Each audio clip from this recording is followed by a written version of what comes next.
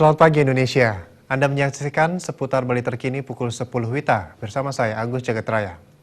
Kementerian Pariwisata menggarap secara serius potensi kunjungan wisatawan di bidang meeting, insentif, convention, and exhibition atau MICE Destination. Digenjotnya MICE Destination merupakan bagian dari strategi mencapai target kunjungan 12 juta wisatawan ke Indonesia tahun ini, di mana tahun 2019 nantinya, dan 20 juta wisatawan mancanegara di tahun 2019.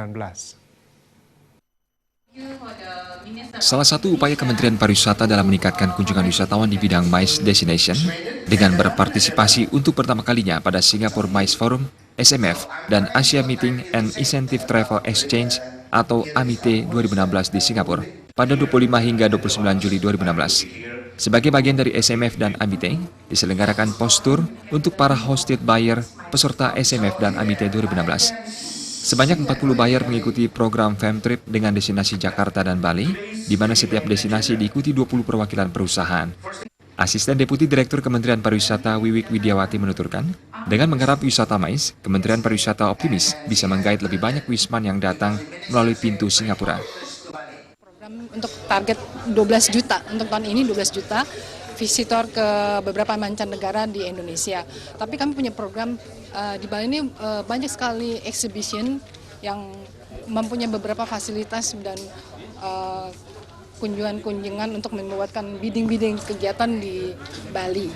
Banyak event-event internasional di luar negeri yang kita supaya bisa tarik ke Bali. Ada berapa negara yang mengirim pesan? 20 negara dari Eropa, Southeast Asia, China, dan kalau nggak salah dari Asia. Wiwik Widiawati menyebutkan, MICE merupakan salah satu bidang yang memiliki efek besar dalam mendatangkan wisatawan karena terdiri dari decision maker, orang datang dalam jumlah besar, big spender, length of stay tinggi, media coverage luas, serta mampu memberikan multiplier effect untuk industri lainnya.